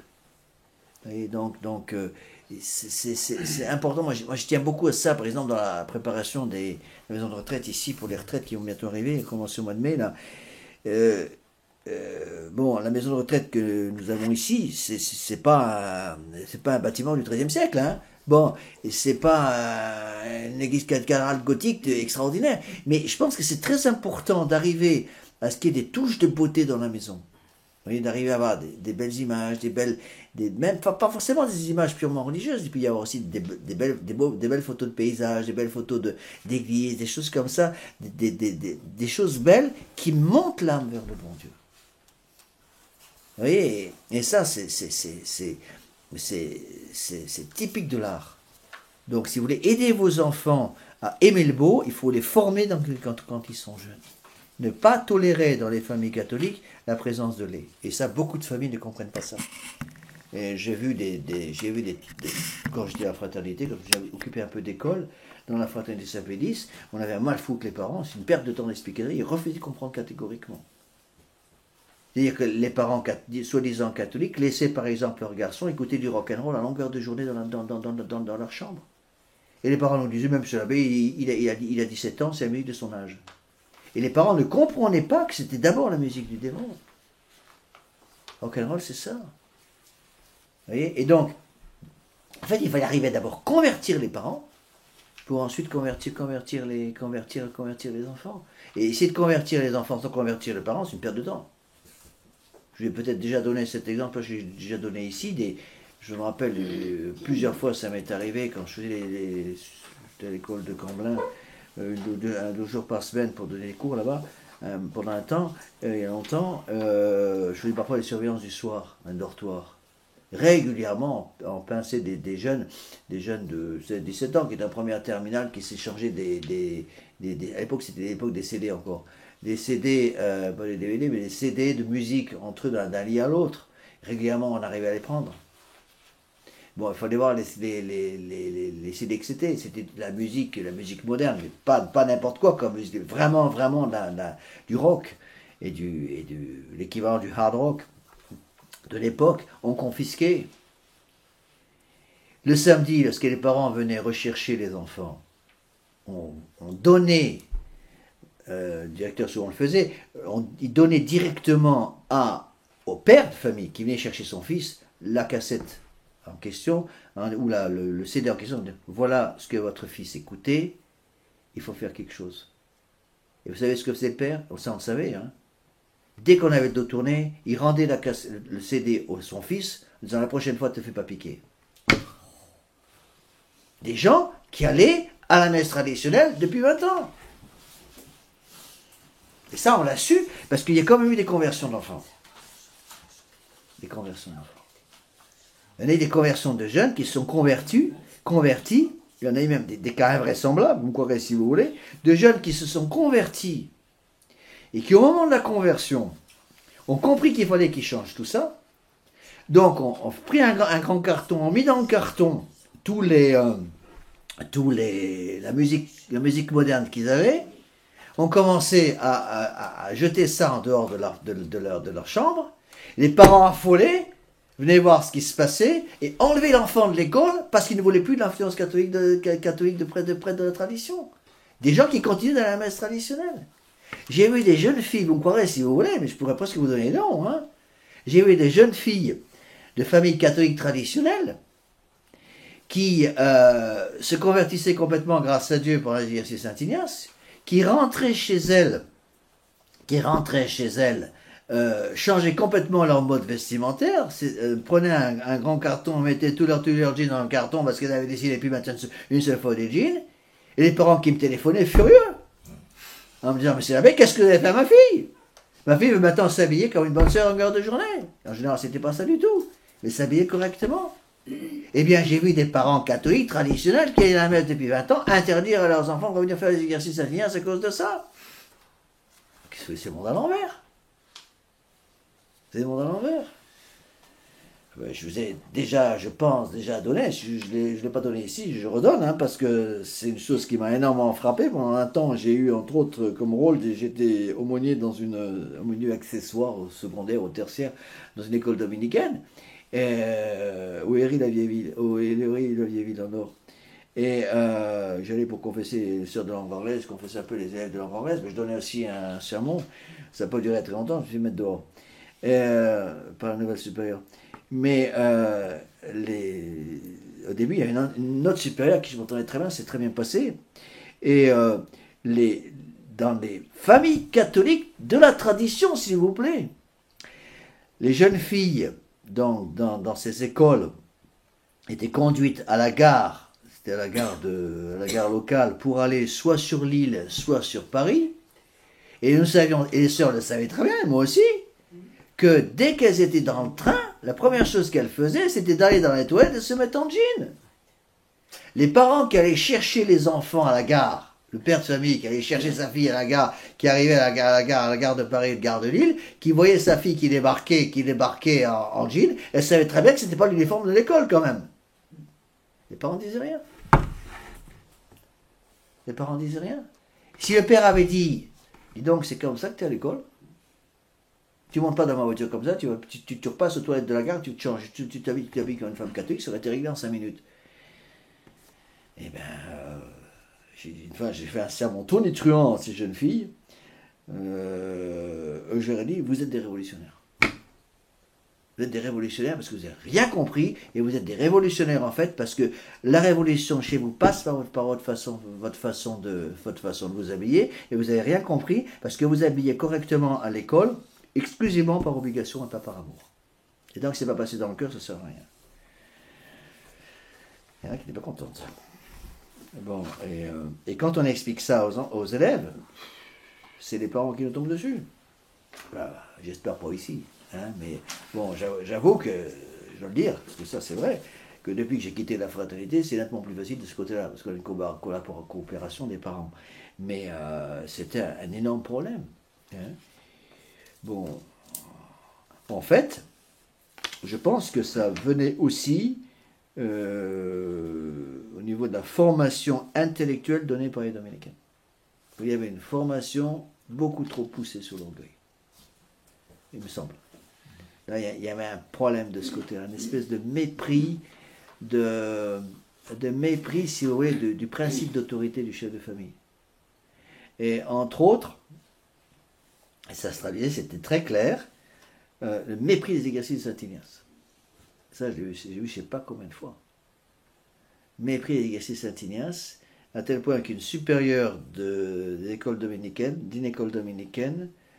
m'a mis à la porte, mon rôle de monnier, parce que j'avais poussé une jeune fille de 17 ans de l'école, qui venait me voir quand j'étais confessionnel là-bas, qui venait me voir au mon bureau, et qui était en pleine révolte. Je lui avais conseillé d'aller faire les exercices Saint-Ignace. La mère supérieure de l'école dominicaine, de l'école traditionnelle, hein, c'est l'île de la fraternité, l'a appris, m'a téléphoné en me disant, monsieur l'abbé, on n'a plus besoin de vos services. Comme ça, elle a raccroché. Elle est venue me voir avant ça, j'avais déjà eu un problème à l'école, elle m'a dit, texto, monsieur l'abbé, on ne forme pas une jeune fille à la piété avec les exercices Saint-Ignace. On ne forme pas la foi catholique avec l'exercice Saint-Ignace, alors qu'ils ont été encensés par tous les papes pendant des siècles et des siècles. Vous voyez, donc là, il y a un rôle énorme. Vous voyez. Donc, pour revenir au point, numéro 3, page 3, pardon, ce point absolument essentiel, donc le rôle de la femme, c'est de faire, pas simplement régner le beau dans la famille, mais faire aimer le beau. Ça, c'est capital. Et je dirais, là, ça ne faut pas forcément avoir avec l'argent. Une épouse, les femmes ont ça dans le sang, parce que justement, elles ont été formées comme ça par le bon Dieu, elles ont une attraction vers le beau qui est plus sensible encore que pour l'homme. Et donc, une épouse doit savoir, à partir d'un rien, faire du beau à partir de presque rien dans la maison. Et moi, je le vois très bien dans toutes les maisons où je me suis occupé, par exemple, de la prédication de l'exercice Saint-Ignace, maison de retraite que j'ai eu avant, j'en ai eu dans différents endroits, ou des choses de ce genre. Eh bien, je me rappelle, on avait parfois des dames qui venaient nettoyer, qui venaient nous aider à nettoyer après les retraites, et préparer pour la retraite suivante. Eh bien, il y avait un espèce de sixième sens qu'elles ont qu'on n'a pas. Elles arrivaient à partir de presque rien, d'arriver à faire une pièce chaleureuse. Vous voyez, pour que ça ne soit pas une salle d'hôpital, mais que ça soit une chambre de retraitant. Avant de mettre par exemple des petits rideaux sur les fenêtres. J'ai appris ça, qu'il fallait mettre des petits rideaux sur la retraite. Sur les fenêtres, moi je n'ai pas compris ça au début, et j'ai compris ça par l'expérience. Bon, maintenant j'ai demandé à une dame que je connais, qui vient nous aider de temps en temps ici, vous allez, s'il vous plaît, venir passer une semaine chez nous, ou 15 jours, mettre des petits rideaux sur toutes les fenêtres de la maison de retraite. Voilà. Et bien, Eh bien, elle va venir, je ne sais pas quand, mais au mois de mars, sans doute, pour m'aider à faire ça. Parce que moi, je suis incapable de mettre un rideau sur une fenêtre. Alors là, ne me demandez pas de mettre un petit rideau ou des petits rideaux sur une fenêtre. Hein. Je connais rien. C'est un rôle de femme. Ça. Les femmes savent ça, mais on ne sait pas. Bon. Alors là, elle donne des exemples. Cela ne nécessite pas pour autant un univers luxueux, page 3 en haut. Quelques objets bien placés, quelques fleurs des champs, bouquets, une étoffe retombant élégamment devant la fenêtre, et une pièce devient chaleureuse. Elle a une âme.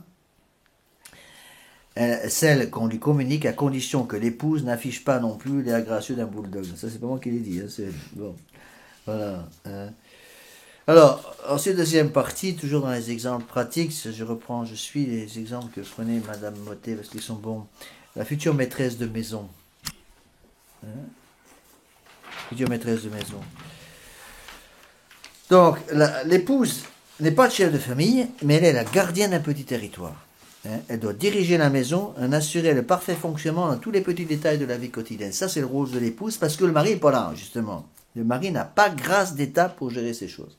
C'est épouvantable d'avoir un mari qui, parfois, veut se mêler de toutes ces petites histoires qui sont des histoires qui doivent être réglées par les épouses, parce qu'elles ont grâce d'État pour ça. Il ne faut pas donc détruire l'équilibre familial. Voilà ce qu'elle dit, que l'homme agisse comme le chef, le roi de la maison. À lui les grandes décisions qui concernent la famille, la responsabilité de remplir l'escarcelle, le changement d'huile pour la voiture, la tonte du gazon, la réparation de la chasse d'eau qui fuit, la préparation d'un itinéraire de voyage, etc. Bon. Et qu'il laisse son épouse agir comme la reine de la maison. Capital. On a déjà vu ça. Le Créateur a mis dans l'épouse la faculté de juger du détail et d'apporter ces petits riens qui changent tout dans une pièce, sur une table et sur un vêtement. Donc, le rôle de l'épouse, c'est de faire aimer le beau. La révolution travaille toujours avec le lait. Toujours, toujours, toujours.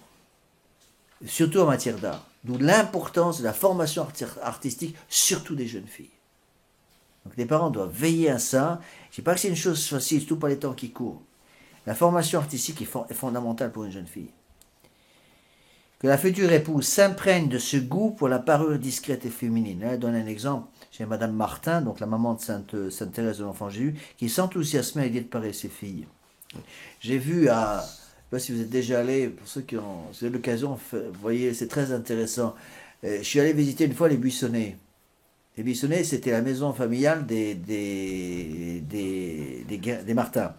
Donc, Dieu ou Alençon Alençon, je crois, oui.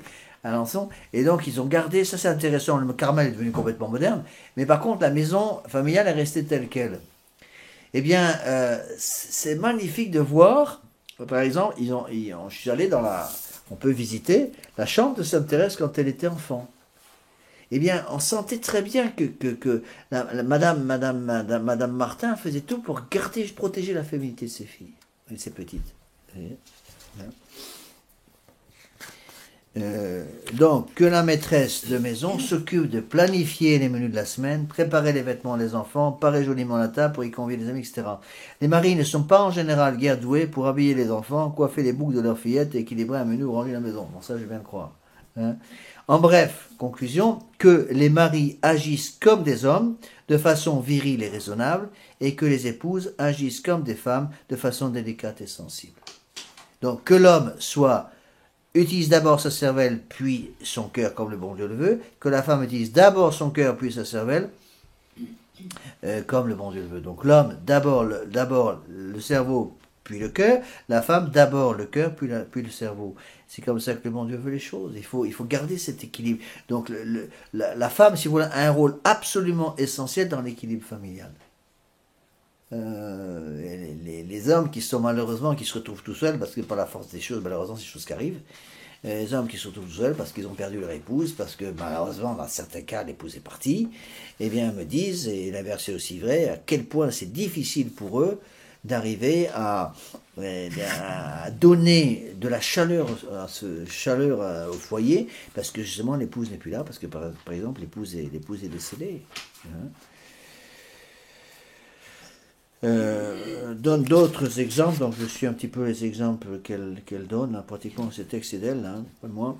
La future épouse doit également apprendre à ne pas gaspiller l'argent, si difficilement gagné par le mari, pour pouvoir boucler les fins de mois, puisque c'est elle qui va gérer l'argent au quotidien et en attendant de ce petit domaine familial. Donc je crois qu'elle a un travail de formation au niveau des jeunes filles, pour qu'elles apprennent à boucler un budget.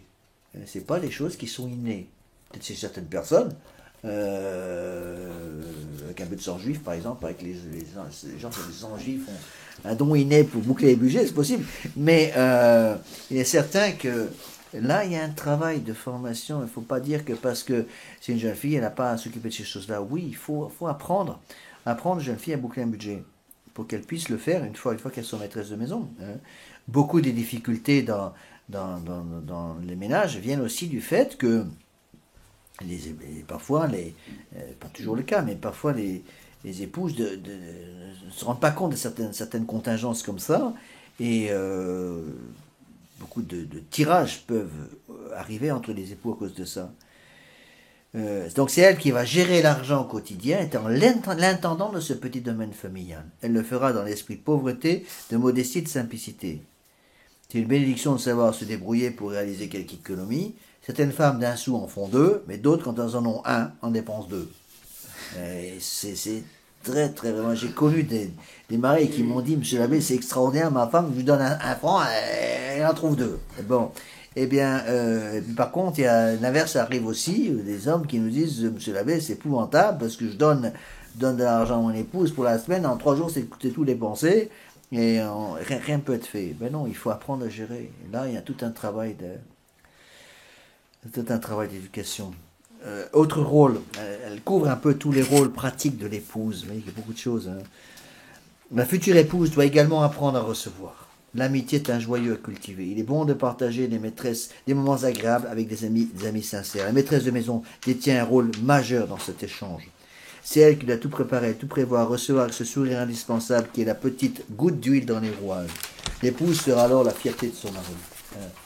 Il n'y a rien de tel pour détruire un ménage qu'un époux qui a honte de son épouse ou une épouse qui a honte de son mari. Ça, je l'ai vu souvent dans les ménages. On connaît un peu mieux certains ménages où il y a du tirage. On sent très bien que l'épouse a honte du mari, parce que, par exemple, le mari boit, par exemple. Alors elle a honte de ça. C'est normal, je comprends. Mais c'est terrible qu'une épouse puisse avoir honte de son mari. Et l'inverse aussi vrai. Ou un époux qui a honte de son épouse parce que quand il reçoit des gens à la maison, tout est sale, tout est désorganisé, il est presque obligé de prévenir les gens, bon, je vous préviens, je vous invite chez moi, mais c'est le foutoir, bon, attention parce que ma femme n'est pas son boulot, bon, eh bien, c'est un problème, quoi. C'est des choses qui devraient être réglées avant, vous voyez. Ce sera aussi, dans bien des cas, son rôle de préparer de saines détentes en famille. Visage souriant et affable peut faire le succès d'une sortie en famille. Un visage maussade peut facilement tout gâcher, assombrir l'humeur de la famille tout entière. Il faudra également apprendre à cacher sa lassitude et contre mauvaise fortune montrer cœur gai et généreux, car l'épouse doit penser aux autres avant que de penser à son propre petit confort. N'oubliez pas que l'ennemi numéro 1 de la vie de famille, c'est l'égoïsme. Donc les époux doivent d'abord penser aux enfants, à l'âme des enfants et aussi à l'éducation des enfants. Alors, dernier paragraphe, dernière partie, peut-être le plus important, on va au moins donner les principes généraux, l'éducation de l'âme. Alors là, c'est un rôle qui demande beaucoup de doigté, c'est vraiment aussi le rôle de la mère de famille. La grande règle, vous ne pouvez pas donner ce que vous n'avez pas. Expliquons avec un point tout simple, une maman qui ne sait pas faire oraison, comment voulez-vous qu'elle apprenne à sa fille à faire oraison? C'est impossible. Une maman qui se confesse jamais, comment voulez-vous qu'elle apprenne, qu'elle pousse sa fille à se confesser régulièrement, qu'elle pousse ses enfants à se confesser régulièrement? C'est pareil pour les hommes. Vous voyez? Mais n'oubliez pas que puisque la femme est dans la pratique l'âme de la maison, celle qui va garder l'âme de la maison, il y a donc une formation de l'âme qui est capitale de la part de la maman pour les futures mamans, c'est-à-dire pour les jeunes filles. Surtout pour les temps qui courent. Donc il faut former les jeunes filles pour qu'elles soient capables de remplir leurs obligations pour être l'âme de leur future famille, si c'est la volonté du bon Dieu, en tenant compte des conditions dans lesquelles elles vont devoir exercer leur apostolat de mère de famille. Exemple, l'école. Dans la pratique, beaucoup de mamans aujourd'hui sont obligées de faire l'école à la maison. Il faudrait peut-être un peu penser à préparer les enfants à ça. Donc il y a un rôle des parents, là, pas seulement de la mère, mais aussi du père d'ailleurs, de former les enfants aussi, les jeunes filles surtout, pour qu'elles apprennent pas seulement à faire leur cuisine et à s'occuper d'une maison, mais aussi à être capable d'organiser une petite école à la maison. Souvent, le papa ne peut pas vraiment s'en occuper parce qu'il est pris à l'extérieur par son travail. Donc, au niveau de la formation doctrinale, c'est pareil. Donc, la maman doit se former doctrinalement pour être le paratonnerre de la foi de la maison. C'est-à-dire que si elle n'est pas formée doctrinalement elle-même, comment voulez qu'elle forme doctrinalement ses enfants? Donc, il ne faudrait pas croire que la formation doctrinale ne dépend que du père. Entre autres, c'est en général la maman qui va donner aux jeunes filles l'amour de l'étude, l'amour de la lecture, entre autres. En général, c'est pas toujours vrai, mais en général, les jeunes filles lisent beaucoup plus facilement que les jeunes garçons. C'est pas toujours vrai, mais c'est souvent le cas. D'où l'importance fondamentale pour les mamans, surtout, de surveiller la lecture des enfants. Qui lisent pas n'importe quoi. J'ai connu des petits, sur un petit groupe qu'on a à Laval, là. On a une petite, vous connaissez, la petite d'Ostensaken, comment elle s'appelle. Elle lit, sa maman m'a dit, elle lit un livre par jour. Quel âge elle a? 6 ans? 7 ans. Ouais, quelque chose comme ça, 5 ou 6 ans. Elle lit un livre par jour. Bon, c'est des enfants. Mais je sais que si votre petite lit un livre par jour, vous avez intérêt à sérieusement surveiller ce qu'elle lit. Parce qu'elles vont lire un peu ce qui leur tombe sous la main. Les enfants qui dévorent comme ça, les petites qui dévorent les livres, c'est une très bonne chose. Donc c'est à la maman de faire très attention, avec l'aide du papa aussi, qui doit mettre son grain de sel bien sûr, de former les enfants pour qu'ils lisent pas n'importe quoi. Vous voyez aussi, il faut tout faire pour garder la flamme de ce désir de lire vivante. Et j'ai remarqué que le meilleur moyen d'éteindre cette flamme, c'est les jeux vidéo. C'est certainement ça. Catastrophe des jeux vidéo dans les familles. Les jeux vidéo, et pour les plus grands, après, c'est les réseaux sociaux, tous ces machins-là. Le temps considérable que les jeunes passent dans ces trucs-là. Les garçons, par exemple, peut-être plus avec les jeux vidéo, et les filles peut-être plus avec les réseaux sociaux. Il y a des catastrophes qui arrivent à cause de ça. Donc là, il y a une formation au niveau des parents. Donc, la maman, si elle doit se former doctrinalement pour pouvoir former ses filles et ses enfants en général. Elle doit aussi parfaire sa formation générale, pouvoir aider son mari dans ses préoccupations professionnelles et sociales. Donc, ce qui est vrai au niveau de l'école est aussi vrai de plus en plus au niveau des catéchistes, surtout dans les endroits, bon, ici, il y a un prêtre juste à côté, mais dans les endroits où il n'y a pas de prêtre. Donc, il faut que les mamans, parce que c'est souvent elles qui doivent faire le travail, puisque le papa n'est pas tout souvent à la maison, la formation catéchétique, par exemple, des enfants est capitale. Former les enfants catéchistes pour que l'enfant puisse conserver la foi.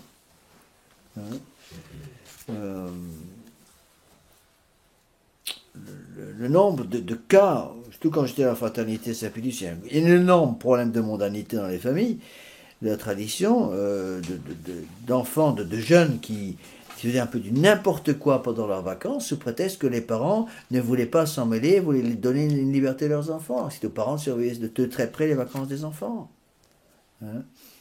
Enfin, et surtout, c'est un peu la conclusion, la future épouse doit devenir une âme éprise d'amour du bon Dieu, une âme de prière et de vie intérieure, une âme d'oraison, souvent devant le compte tabernacle, au banc de communion, sur la genouilloire du confessionnal. Je ne sais plus qui est celui qui a dit une mère de famille doit se confesser 2 fois, une fois pour elle, une fois pour ses enfants. Et c'est un peu vrai. Donc, une épouse, une mère de famille doit trouver le temps de devenir une âme d'oraison. C'est la seule façon d'arriver à faire son devoir d'État, ce qui n'est pas évident. Rappelez-vous l'exemple des pères, je crois que c'est Saint Grégoire qui dit que plus l'édifice que vous voulez construire est élevé, plus il faut que les fondations soient profondes. Mais c'est parfaitement vrai sur le plan spirituel. Plus il y a une tentation d'activisme, plus il faut contrebalancer l'activisme par la prière, par l'oraison. On donne souvent l'exemple des prêtres, c'est très vrai. Je dirais un évêque doit faire plus oraison qu'un prêtre, qu'un simple prêtre. Un pape devrait faire plus oraison qu'un évêque parce qu'il a plus de responsabilités. C'est pareil pour une mère de famille. Donc je dirais, je dis bien en soi, une mère de famille de 10 enfants devrait faire plus de raison qu'une mère de famille qu'une mère de famille de 2 enfants. Parce qu'elle a plus de responsabilités, qu'il faut qu'elle fasse passer la perle de la foi catholique à 10 enfants de 2, vous voyez. Donc il y a une énorme responsabilité. Donc malheur aux mamans, par exemple, qui se confessent jamais. Parce que il y a quelque chose qui manque. Après, les enfants, surtout les garçons, n'arrivent pas à tenir le coup parce qu'ils ne voient pas leurs enfants se confesser. Ça, c'est des remarques de petits. C'est terrible, terrible au confessionnal. Et je ne sais jamais comment répondre à ces remarques d'enfants parfois de 5-6 ans, qui me disent, par exemple, souvent au confessionnal, Monsieur l'abbé, pourquoi mon papa à moi ne se confesse jamais? Pourquoi mon papa à moi, il communie jamais? Les enfants souffrent énormément. Vous voyez, une maman doit faire très attention de surveiller, par exemple, que ses enfants utilisent, surtout les adolescentes, utilisent le sacrement, capital. Alors, avec délicatesse, attention. Hein. Donc, il y a un domaine, que ça on appelle, vous connaissez le nom, on appelle ça le jardin secret, dans lequel une mère de famille, un père de famille n'a pas le droit de pénétrer. Hein. Domaine pur de la confession, sauf pour les tout petits. Bon, un petit de 6-7 ans, la maman prépare la confession du petit et donne un papier au petit, bon, c'est normal, ça se passe très bien. Mais à partir d'un certain âge, il faut que l'enfant, sous l'adolescence, quand il prépare sa confession, la maman peut donner un coup de main éventuellement, mais c'est l'enfant qui doit préparer sa confession. Hein. Et à partir de l'adolescence, je dirais, la maman ne peut plus directement parlant, aider directement la confession de l'adolescent ou l'adolescente, mais doit veiller à ce que l'adolescent se confesse. Bon, là, il y a des drames parce que malheureusement, c'est comme ça que le bon Dieu l'a voulu, il y a un secret de confession absolu. Donc si un enfant vient me voir au confessionnal, c'est un exemple que je donne, si une jeune fille ou un jeune homme de 15-16 ans, une jeune fille de 15-16 ans vient me voir au confessionnal en me disant, Monsieur l'abbé, je viens au confessionnal uniquement pour que ma mère me fiche la paix, et parce qu'elle me voit sur mon dos à longueur de journée si je ne me confesse pas, j'ai aucune envie de me confesser, d'ailleurs je ne crois même plus en Dieu, je m'en fiche complètement. Le prêtre ne peut rien dire, pas un mot. C'est quelle confession? C'est quelle confession? Et ça, c'est terrible parce que le prêtre, imagine un cas comme ça, le prêtre même sait parfois, surtout en France où on voit la personne qu'on confesse en général, le prêtre célèbre la messe une demi-heure après, la même personne vient au banc de communion, le prêtre ne peut rien dire. Hein. Attention, il ne peut pas faire un geste, il ne peut pas faire un signe, il n'a pas le droit même de jeter un regard noir à la personne qui vient communion et un péché mortel. Donc le prêtre est obligé de donner la communion dans un cas comme ça, alors qu'il sait très bien que la communion est une communion sacrilège parce que cette personne a complètement perdu la foi. Il est obligé de donner la communion, il ne peut pas faire la moindre remarque en privé ou en public, même en privé, il ne peut rien dire à cause de cette confession. Attention. Donc, conclusion, si vous voulez, surtout pour les mères de famille, donc donnez à vos enfants la dévotion à la Sainte Vierge. Une dévotion à la Sainte Vierge qui est absolument, absolument capitale. Former nos jeunes filles surtout et avec la dévotion à la Sainte Vierge Marie, parce que la Sainte Vierge Marie, n'oubliez pas, la formule est forte comme une armée rangée en bataille. Bon, ceci c'est un petit peu un résumé de beaucoup de choses. On analysera d'autres aspects du rôle des mères dans d'autres conférences. J'ai fait des copies aujourd'hui des différentes futures conférences. Je pense que la prochaine fois, je ne suis pas sûr, je ferai sans doute quelque chose sur ça, sacrifice de la messe. Donc j'ai une lettre prête à partir des textes du Concile de Trente. Bon, c'est des choses que vous savez en général, mais je pense qu'il faut bien que les idées soient claires sur le sujet. On finit par une prière.